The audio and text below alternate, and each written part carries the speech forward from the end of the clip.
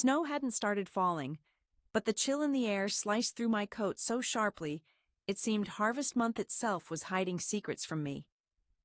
My left hand rested on Ruby's shoulder, while my right balanced the casserole dish I had prepared from scratch the previous evening.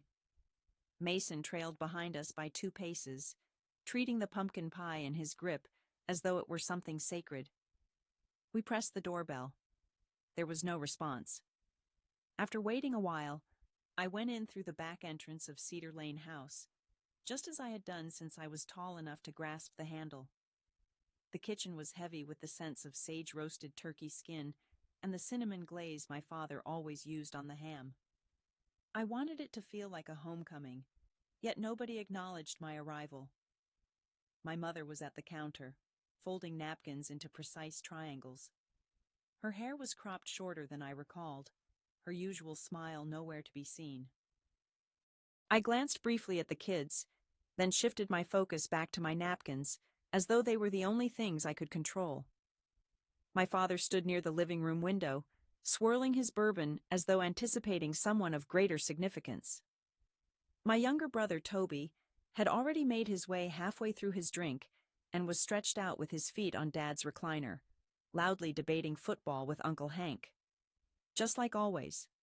His wife, Leah Turner, balanced on the armrest next to him, her laughter airy and steady, as if searching for relief.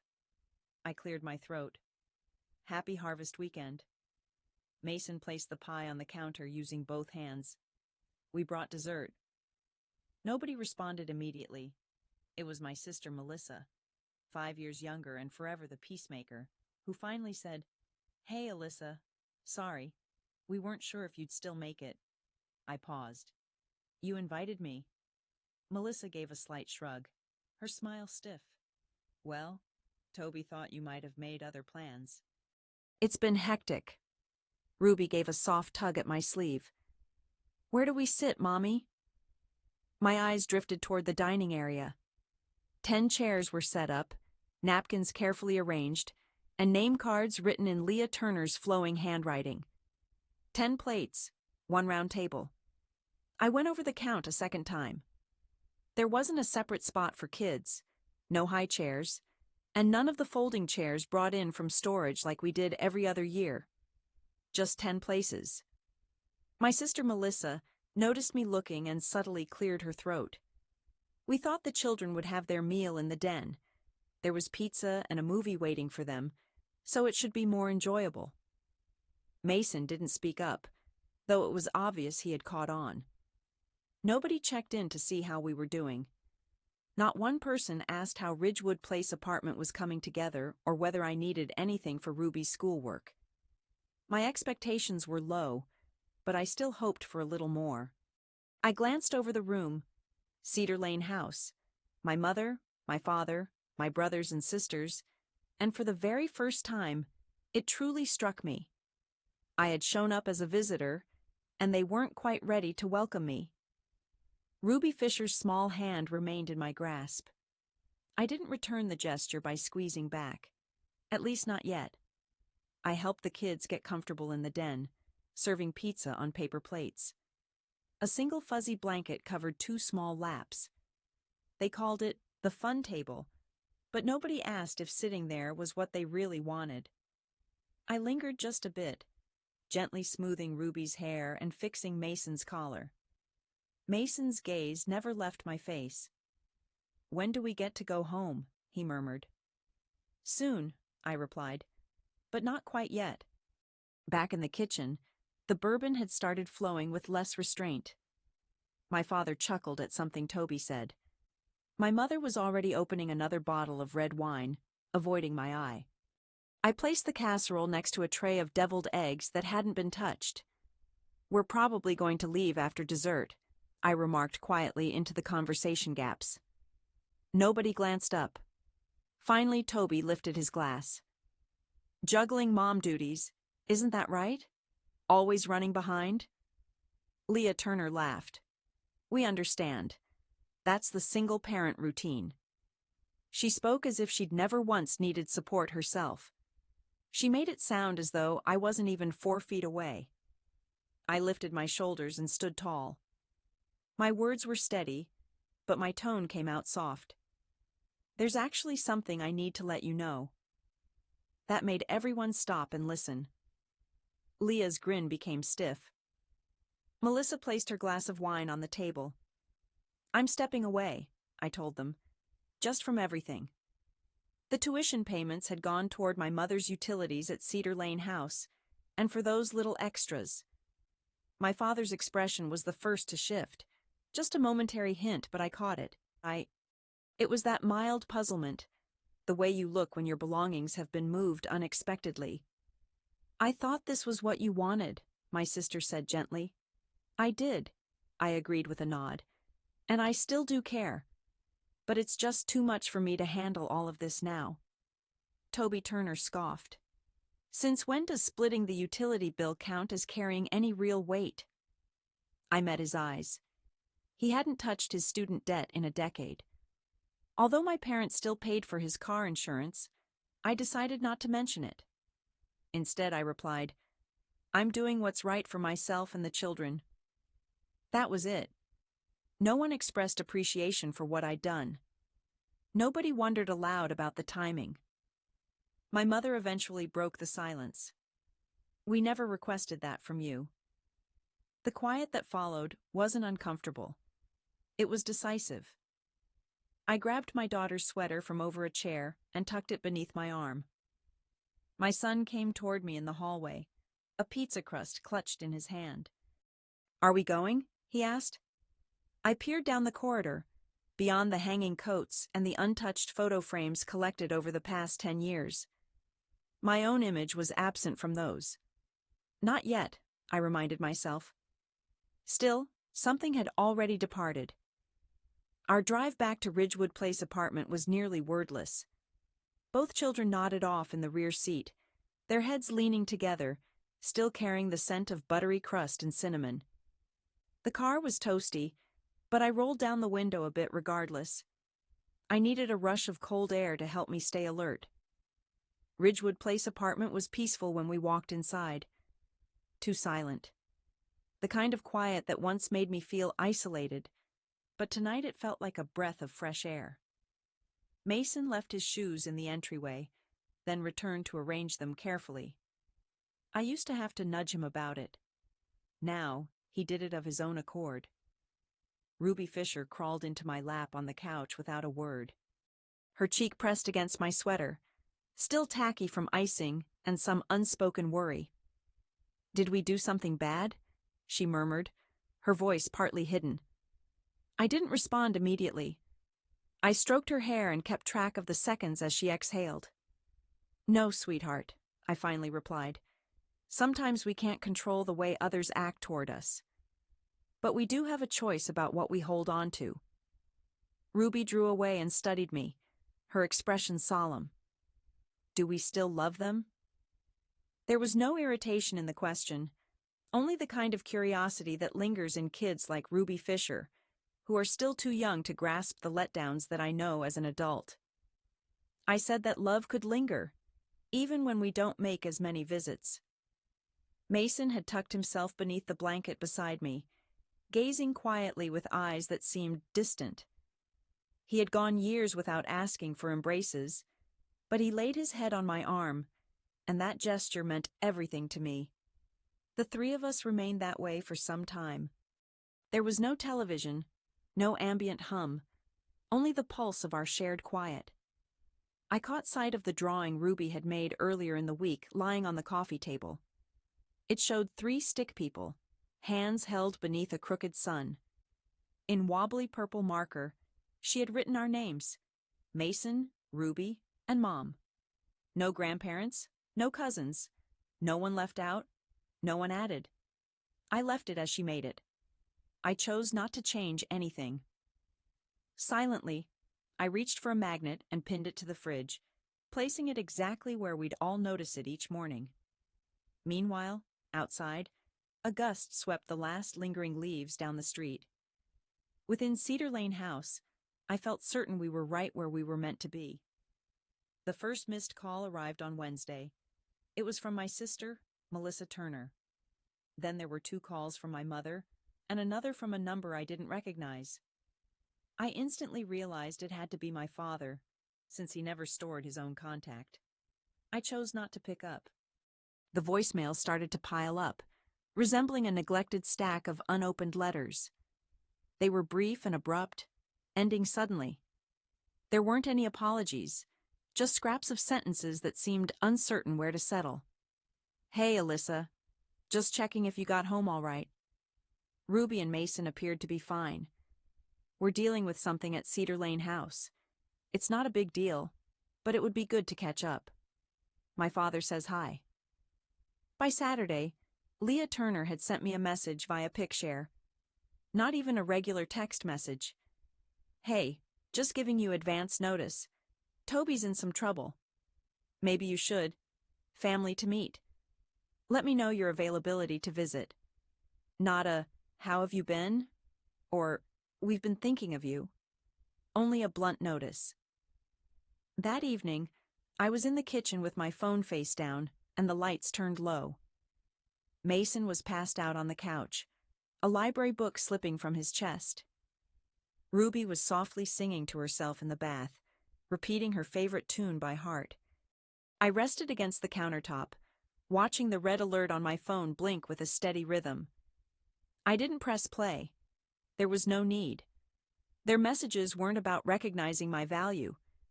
They reached out because something had broken. The following morning, my sister appeared at my door.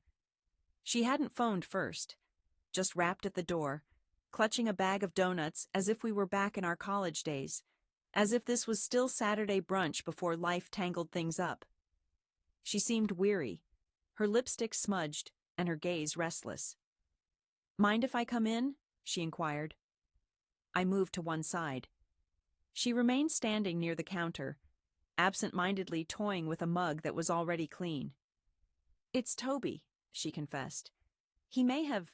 Actually, he definitely did something foolish. And now my mother and my father are, well, both struggling too." I stayed silent. She gave me a cautious glance. "They could honestly use your help making sense of all this." There it was, clear as day. Not "can we talk," not "we're sorry," just the familiar silent expectation that I would fix everything. But that wasn't my responsibility anymore. "I'm grateful you showed up," I said softly. "Truly, I am." For a second, hope flickered in my sister's posture. "But I don't believe I'm the person they ought to reach out to." My sister didn't protest. She simply kept her eyes on the mug, and then gave a slow nod, as if something had finally been decided. Just before heading out, I paused to look around Ridgewood Place apartment one last time. "You've really managed to turn this place into a real home," I thought. What I didn't say was that the kids had completed most of those chores. I didn't receive any updates for 9 days. After that, messages began showing up. They weren't sent to me, but to Mason's school and Ruby's daycare. Both had listed my parents as emergency contacts. Both raised alerts about rejected payments. Soon after, I got a call from Holly Spencer, my former bank manager. I had kept alerts active ever since I managed my father's mortgage during his surgery a few years back. She told me she was just giving a friendly notice. Gregory Turner had added another person to the account last month. There had been some transactions. Transactions? That's the bank's careful way of saying someone withdrew $1,300 in 11 days. That person turned out to be Toby Turner. Evidently, he had taken out a loan against Cedar Lane House, then used my father's credit line to try to rescue a failed business idea. A risky crypto-related mess with zero documentation, zero planning, just bravado and good looks. At that point, it felt like everything was collapsing inward. My mother sent me a long text message. She wasn't upset, just overwhelmed. She wrote, "If you have any capacity, we could use assistance dealing with the bank." I always managed to persuade people with my words. They paid more attention to me than they ever did to us. There was no reference to Harvest Weekend. Nothing about the casserole I held like an offering. It was simply, We need you. I gazed at the message for a long time. The following morning, my sister sent a picture. It showed the front porch of Cedar Lane House. The paint was peeling. A foreclosure notice was fixed to the door like a mark of shame. Melissa didn't add a comment. There was no need for her to.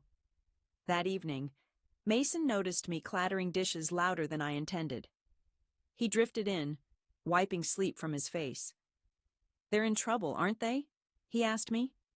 I paused, then gave a nod. "Yeah, they are," I replied. He stared at the floor, his toes curling against the chilly tiles. "Are we going to help them?" he wondered. I crouched next to him, placing a hand on his back. "We are going to choose what is best for us. That is the vow I made." He pressed against me, tiny, warm, and full of faith. In earlier times, I would probably have already dashed halfway across town, my laptop open, crisis plans drafted, and bank calls lined up. But instead I stayed seated there on the kitchen floor, embracing my son and watching the steam curl from the teacup. They had surrounded Toby Turner with a fragile glass world, absolutely certain his every move controlled the sun and moon. Now that everything was falling apart, they expected me to fix it, but I had long ago stopped showing up with glue for a table I was never invited to join. My sister rang once more on a Sunday morning, only this time well before her usual hour. I was in the midst of folding clothes, the faintest daylight just seeping in. Ruby and Mason were both still asleep. My mother's tone was emotionless, with no small talk. There was a high chance we could lose Cedar Lane House this week. I froze, one of Mason's shirts held mid-fold in my hand, the one with the worn rocket ship design. "What exactly do you want me to do, Melissa?" She hesitated before responding. At last, she simply said, "Come over. Talk to them." Maybe my presence would make them listen. A brief smile almost appeared on my face, not out of humor, but a sense of déjà vu. Melissa continued speaking. "They aren't after money. They just need help with negotiations." My voice stayed steady. My reasoning, my steady tone, my reasoning. All the traits they once considered icy or controlling were now suddenly valued. I told her I would consider it. Later that night, Melissa appeared once again without so much as a heads up. She arrived empty-handed this time, except for a folder clutched in her arm. Inside there were bank statements, letters, and a scrawled note from my mother that resembled a shopping list more than an appeal. "I'm just here to deliver the message," she blurted out. "Please don't take it out on me." "I'm not upset," I replied honestly. Melissa exhaled slowly. "Listen, I realize things have been unjust. I realize that they've depended on you the most." I remained patient. However, secrets still linger in the family, and we're tangled up in them. You understand the consequences if Cedar Lane House is lost. The neighbors will gossip. The congregation will chatter. That was it. The underlying cause. Not the anxiety of becoming homeless. The dread of public shame. Melissa regarded me, trying to find the familiar connection between us. I had always been the peacemaker. I quietly closed the folder. I assured her once more, "I'm not upset, but I've had enough of only being valuable when it costs me." Melissa didn't protest. She didn't. Not really, though her tone shifted. "So that's all," she said, her voice artificially cheerful. "You're just done." It wasn't spoken harshly, but there wasn't any warmth in it either. "I'm not finished," I answered. "I simply stopped showing up where I wasn't wanted." She lingered there, shoulders rigid, before taking the folder. She whispered that she left it on the counter anyway, just in case. I didn't walk her out. That night, I found Ruby Fisher asleep in my bed, nestled into the blankets like a hidden secret. I left her where she was. I simply lay down next to her, staring at the moon filtered through the blinds, as silent as snowfall. When the doorbell rang again, It was my father. I hadn't seen him face to face since harvest weekend. He appeared more aged than I recalled, thinner, and carrying a weariness that rest couldn't fix. My father clutched his hat with both hands, as if he were a nervous schoolboy. He softly spoke my name just once. "May I come in?" Without a word, I just moved aside to let him enter. My father chose not to take a seat. He wandered around a bit, glancing at the family pictures on the hallway wall. There was Mason's science fair and Ruby wearing her astronaut costume for Halloween. "You've done well," he remarked. I remained silent. Gregory let out a sigh. "Your brother?" He wasn't prepared for it. We failed to notice. I allowed the quiet to linger, letting him sit with it for a moment. He looked over at me. My mother wanted to join us, but she felt ashamed. I commented gently. He didn't disagree. "We never intended to exclude you," he replied. "Things just became messy. The things you decided complicated it all. Your decisions." That same old refrain. My efforts to keep myself safe now reframed as weights they never volunteered to bear. "I didn't come here for a fight," he quickly clarified. "Only to see if I might, in any way, help us keep everything from falling apart." I stared at him, truly seeing him. This was the man who had helped raise me, shown me how to swap a tire, balance a checkbook, give a proper handshake, but had never once revealed how to request assistance without wrapping it in pride. "You created a structure," I began deliberately, "in a place where I wasn't welcome unless I could serve a purpose. And now you're reaching out. Not out of longing for me, but because everything else has let you down." He parted his lips as if to speak, but then shut them again. I moved a step nearer, not to console him, but to make myself understood. I told him I was present. I showed up at every celebration, handled every payment, managed every crisis. You just didn't notice. He kept quiet. "I was present," I told him again. "You only saw things more clearly once I wasn't around." The quiet that followed felt unlike all the earlier silences. I let it linger. When I eventually walked out, I left the folder that my sister had forgotten to take with her. I didn't offer a farewell. He just gave a nod and pulled the door closed behind him. I lingered there for a moment. Then I flipped off the porch light. That year, winter arrived without fanfare. The festive season slipped by with fewer calls, not a single invite, and no more group messages forwarded my way.